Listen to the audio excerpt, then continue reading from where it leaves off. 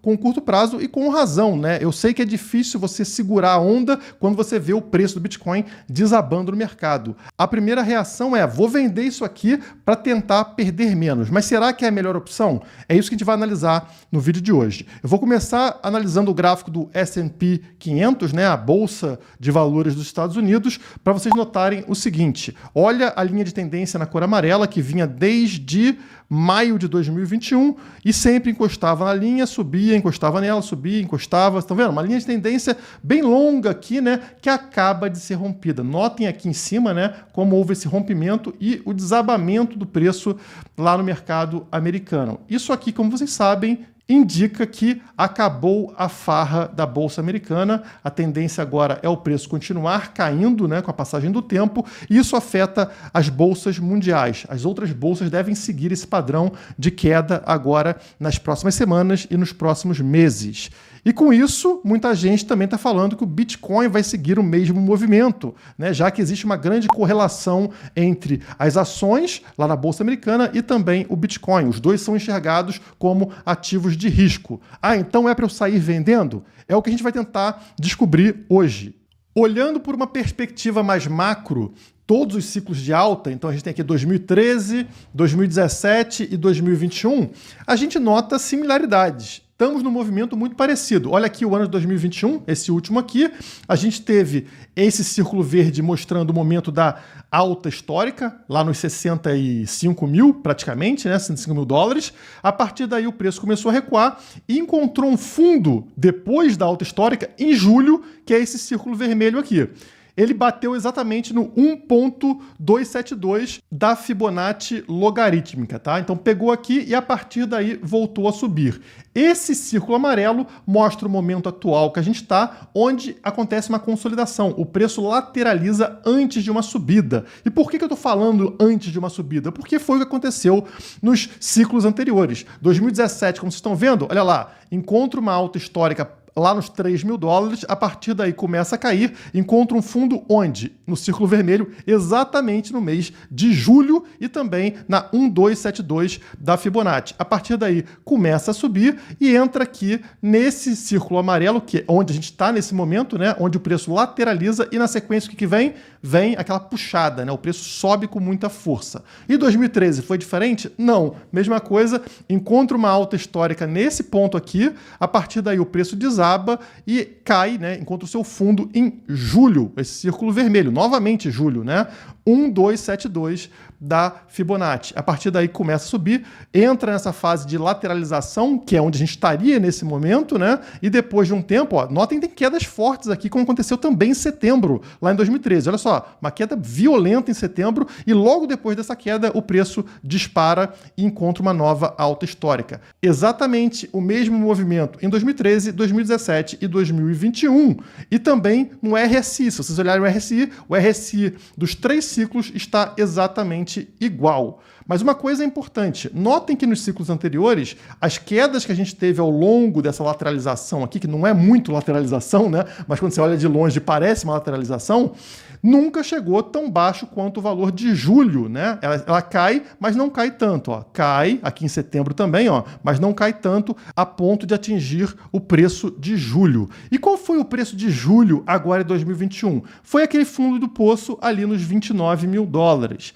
Portanto, a gente tem aqui uma indicação de que esta queda agora ela pode ser violenta, mas ela não pode retornar até os 29 mil dólares, porque isso não aconteceu nos ciclos anteriores. Seria algo muito estranho, tá? E suspeito também, indicando talvez que o ciclo de alta tenha terminado. Então, até onde poderia ir essa queda atual, mantendo esse padrão que a gente viu nos ciclos anteriores? Bom, abrindo esse gráfico aqui, fica claro para vocês que este movimento atual está igualzinho ao movimento que a gente teve no início do ano, tá? Parece uma versão reduzida do que a gente teve lá de janeiro até maio. tem aqui a numeração para vocês, tá? 1, 2, 3, 4, 5, 6, 7, 8, 9. E aí, quando rompeu aqui esse zero aqui da Fibonacci, recuou até esse ponto 10 aqui embaixo. Olha aqui, aí subiu, né? E voltamos a fazer o mesmo movimento. Ó. 1, 2, 3, 4, 5, 6, 7, 8, 9, né? Essa última alta que a gente teve,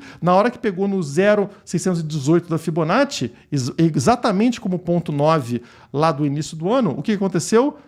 Desabou. E está desabando até onde? Aí que é a questão. Se a gente rompe esse zero aqui da Fibonacci, que está nos 42.500 dólares, a tendência é completar esse movimento 10. Onde é que está a linha 10? Exatamente no ponto 2, marcado nos 38.266 dólares. Mas se vocês notarem o ponto 10 lá do início do ano, ele chega nesse ponto e até vai um pouquinho mais fundo, encostando nessa linha de tendência que passa aqui. Portanto, provavelmente esse preço recuaria até os 37 mil dólares. E que linha de tendência é essa que passa aqui embaixo? Bom, é essa linha amarela que vocês estão vendo aqui no meu gráfico, tá? E que marca o ponto do nosso fundo do poço lá em março de 2020, quando o preço atingiu aqui uma mínima de 3.800 dólares, né? Mas ela fechou o dia a 4.800, e também, ó, outros pontos aqui, como em outubro de 2020,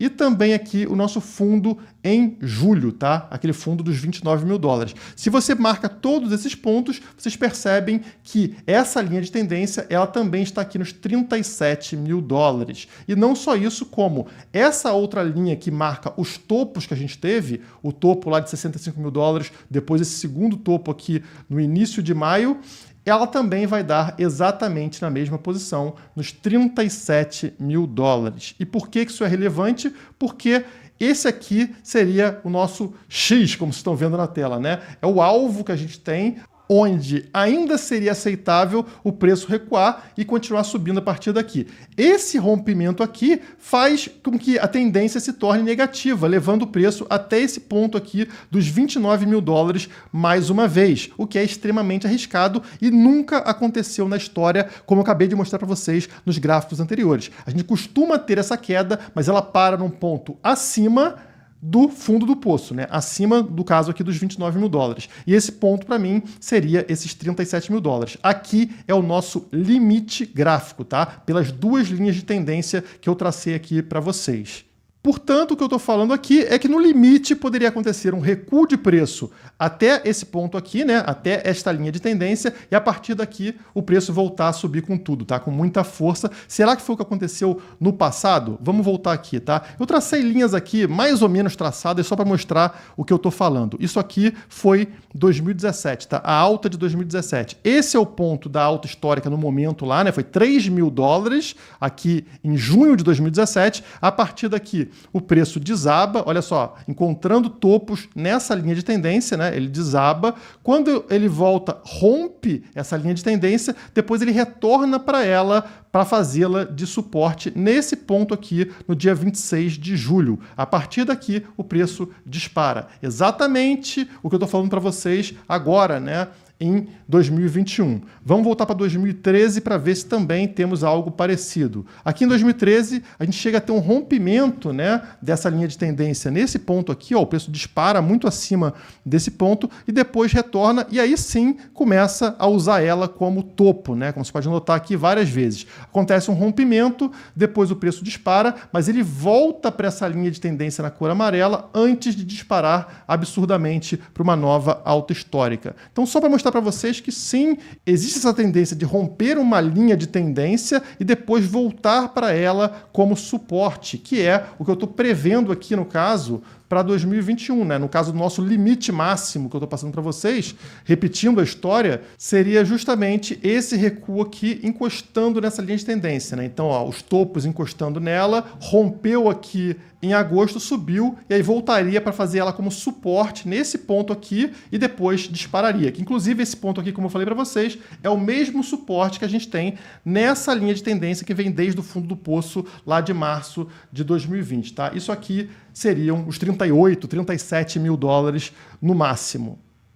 Trazendo de volta para vocês aqui as minhas resistências e suportes no gráfico, vocês percebem uma coisa. Aqui está uma seta, né, que marcava a resistência máxima aqui da minha faixa rosa. Notem que foi exatamente onde pegou, né? O preço pegou aqui e começou a recuar. Eu falei para vocês o seguinte, se rompesse aqui a parte de baixo desse caixote rosa, a tendência seria buscar esse caixote amarelo aqui, suporte aqui embaixo, tá? E o preço realmente veio e até passou, como vocês estão vendo, né? O limite do meu caixote amarelo estava no 43.850 e o preço recuou aqui até os 42.500, tá? Só que olha só que legal, o preço voltou a subir e tá com cara de que vai voltar para dentro desse caixote, o que não seria diferente desse momento aqui de agosto. Olha só, tá vendo? Várias vezes o preço encontrou suporte exatamente no fundo desse caixote amarelo aqui, tá? Então estaria exatamente o mesmo movimento aqui de trás, como aconteceu em outras vezes. Inclusive você vê o pavio, né? O pavio também vindo bem mais baixo aqui, como está acontecendo no momento atual. Agora, a gente vê que existe um suporte muito mais forte aqui na região dos 42 mil dólares, que é essa linha branca aqui no meu gráfico, que era o topo que a gente teve aqui no final de julho e também, como vocês podem notar, o topo que a gente teve lá em janeiro desse ano, tá? Então era essa resistência e depois serviu esse mesmo ponto, né, como suporte aqui em fevereiro. E outra linha que vocês observam aqui é essa linha rosa que está passando aqui, ó, exatamente no mesmo ponto da minha linha branca, ou seja, muito próximo aos 42 mil dólares. E o que é essa linha rosa? Ela é o EMA 200. Eu não sei se vocês lembram do EMA 200 do gráfico diário, mas eu tinha trazido lá atrás falando sobre uma possível armadilha, porque dos ciclos anteriores, o que a gente viu, né, no fim do ciclo era o seguinte, o preço caía para baixo do EMA 200, como aconteceu aqui em maio, né? Depois ele voltava para cima dessa linha rosa, para cima do EMA 200, mas era uma subida falsa. Logo na sequência ele voltava para baixo da linha rosa, do EMA 200, e afundava muito mais fundo do que esse fundo aqui que a gente teve dos 29 mil dólares, por exemplo, né? Lá para baixo, sei lá, 20 mil, 15 mil, a gente não sabe. E eu meio que descartei essa armadilha na hora que o preço superou os 42 mil dólares. Mas agora a gente está perigosamente voltando para esse ponto. E se a gente voltar lá nos ciclos anteriores, o que vocês vão notar, está aqui a armadilha, deixa eu mostrar para vocês. Aqui é o ciclo de 2017, né? Olha, depois que acaba o ciclo, o preço, a alta histórica está aqui, 20 mil dólares. Acaba o ciclo, o preço cai para baixo do EMA 200, como vocês estão vendo, volta a subir. Opa, então quer dizer que não é o fim do ciclo, né? Vamos continuar subindo. Não, era uma armadilha e aí o preço desaba de vez e a gente vai parar lá nos 3 mil dólares, como vocês sabem, né? E lá em 2013, mesma coisa também. Olha aqui, ó, fim do ciclo, como vocês estão vendo aqui, preço bateu lá nos 1.200 dólares, ele cai para baixo do EMA 200, volta a subir para cima dele, como vocês estão vendo aqui. Aí todo mundo, opa, então quer dizer que não acabou o ciclo de alta. Não, era uma armadilha, e aí depois ele volta para baixo do EMA 200 e afunda de vez. Então, Guilherme, quer dizer que se a gente for para baixo da linha rosa, significa que a gente foi enganado, caímos na armadilha novamente? Não necessariamente, tá? Se for uma coisa rápida, como vocês podem ver nesses momentos aqui do ciclo de 2013, não significa. Notem em 2013, o preço cai para baixo do EMA 200, no ciclo de alta, ele volta a subir. Em setembro também aqui, né, na verdade, dia 1º de outubro, ele dá mais uma vez uma queda abaixo da linha rosa, mas é uma queda muito rápida. É uma queda aqui que volta no mesmo dia, né? Ele fecha acima da linha rosa. Então, não chega a fechar abaixo dela por uma segunda vez. Mas essa queda acontece. Então, depende muito da velocidade que a gente vai ter com relação a uma possível queda para baixo do EMA 200 no gráfico diário, tá? E como eu disse, se essa queda acontecer até esse X aqui dos 37 mil dólares e voltar, eu ainda estaria ok, tá? Seria o meu limite, como eu falei para vocês. Cair abaixo desse X aqui, né? Abaixo dessa faixa dos 37 mil dólares, ficaria muito estranho, podendo aí levar a gente de volta a esse patamar dos 29 mil dólares, 30 mil dólares, o que nunca aconteceu nos ciclos anteriores. Mas é bom ter em mente que o Bitcoin gosta de pregar essas peças aqui justamente para afastar os mãos de alface, né? As baleias acabam acumulando muito Bitcoin justamente com esse tipo de movimentação aqui. E na hora que você vende o Bitcoin aqui nesse medo de perder dinheiro, você não aproveita depois o pump que vem na sequência, que é sempre violentíssimo, tá? Se a gente ainda está num ciclo de alta, o próximo pump vai ser muito violento. Eu não duvido que a gente tenha velas aí de $5.000 dentro de um mesmo dia, tá? 5 a 10 mil dólares dentro de um mesmo dia, o que vai ser surreal. Então, se você está fora do mercado, você não consegue entrar a tempo de pegar essa alta e aí já era, né? Você fala, fiquei fora do mercado, fazer o quê?